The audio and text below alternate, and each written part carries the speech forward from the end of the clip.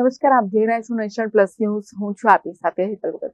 Dharmaj ઇફકોવાલા Indubhai pharmacy કોલેજમાં રેડિયેશનની જાણકારી માટે સેમિનાર યોજાયો હતો. ટેકનોલોજીના યુગમાં હવે દરેકના જીવનમાં mobile, TV, fridge, oven, machine, wifi ઉપકરણો, ઇલેક્ટ્રિક વાહનો, મોબાઈલ ટાવરો વગેરેથી સુખ સુવિધામાં વધારો થયો તો તેના દૂરોગામી પરિણામો તરીકે તેમાંથી નીકળતા રેડિયેશન કિરણો ખતરો પણ ઉભા કરી રહ્યા છે, જે માનવ જીવનને ઘણું બધું નુકસાન પહોંચાડી રહ્યા છે. આધુનિક યુગમાં ટેકનોલોજીએ અવિરત પ્રગતિની નવી ઊંચાઈઓ બતાવીને માનવ જીવનને ખૂબ સરળ બનાવી દીધું છે. ત્યારે ઓછા માનવ બળ સાથે વધુ કામ આપતા યંત્રોના આવિષ્કારથી રોજ નવીનતમ ક્રાંતિ પ્રભાવી બની રહી છે.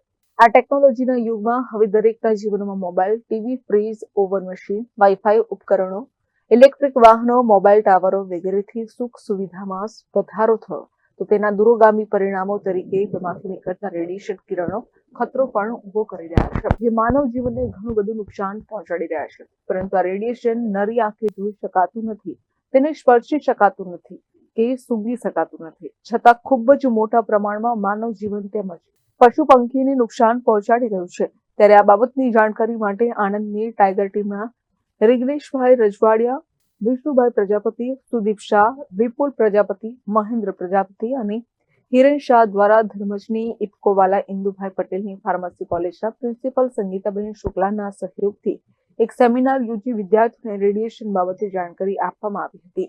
આ સેમિનારમાં 150 કરતા પણ વધુ વિદ્યાર્થીઓએ ભાગ લીધો હતો અને રેડિયેશન બાબતની જાણકારી મેળવી મોબાઈલ તેમજ અન્ય ઇલેક્ટ્રિક ઉપકરણોનો જરૂર પૂરતો જ ઉપયોગ કરવા પ્રિન્સિપલ સંગીતાબેન શુક્લાએ પણ વિદ્યાર્થીઓને જણાવ્યું હતું.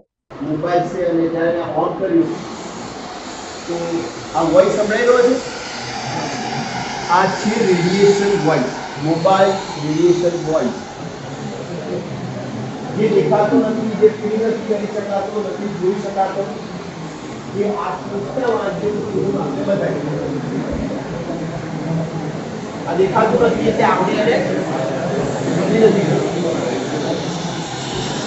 વોઇસ આવી રહ્યો છે તો આપણને એમાં જાણકારી મળી છે કે આપણને ફોનની રેડિયેશન ને બધી જે વસ્તુઓ છે, ઇલેક્ટ્રોનિક આઇટમ્સ, એનાથી આપણને સતર્ક રહેવું જોઈએ અને આપણને એનું સદુપયોગ કરવો જોઈએ.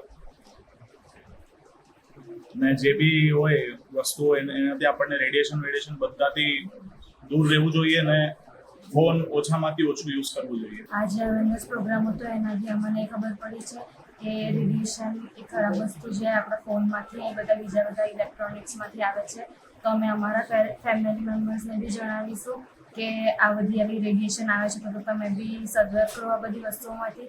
અને ઘરે જે બી નાના બાળકો હોય એ લોકોને બી એ લોકોના પેરેન્ટ્સને બી જણાવીશું કે તમે તમારા છોકરાઓને ફોન નાનપણથી ના આપશો અને એનાથી દૂર રાખો.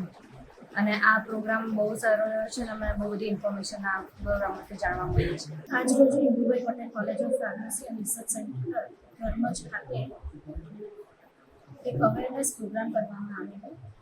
ત્યાં સુધી આપણે એવું જ માનતા હતા કે મોબાઈલ વાપરીએ એના રેડિયેશનથી જ આપણને નુકસાન થાય, પરંતુ આપણા ઘરે આપણે વિવિધ ઉપકરણો જે વાપરીએ છીએ એના રેડિયેશન્સથી પણ આપણને મનુષ્યના શરીરને ઘણું નુકસાન થતું હોય છે. તો આજે આ અવેરનેસ સેમિનાર દ્વારા જે કંઈ પણ માહિતી પૂરી પાડવામાં આવી છે એ ખૂબ જ સરળ ભાષામાં, અને વિદ્યાર્થીઓનો ઉત્સાહ જોઈને એવું લાગ્યું કે એમને આ જે સેમિનાર છે એમાંથી ખૂબ સારી એવી માહિતી મળી છે. અને એ ઉપર એ લોકો જેટલો બી મિનિમમ વપરાશ કરે એટલું કરી શકે છે.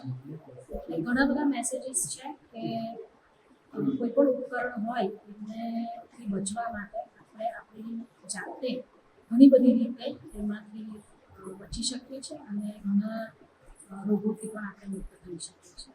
Hiren Shah, Nation Plus News, Khambhat. સમાચારોના સતત અપડેટ મેળવવા માટે અમારી નેશન પ્લસ ન્યૂઝની યુટ્યુબ ચેનલને સબસ્ક્રાઇબ કરો, બેલ આઇકન દબાવો અને જોડાયેલા રહો ફેસબુક, ઇન્સ્ટાગ્રામ અને ટ્વિટર પર.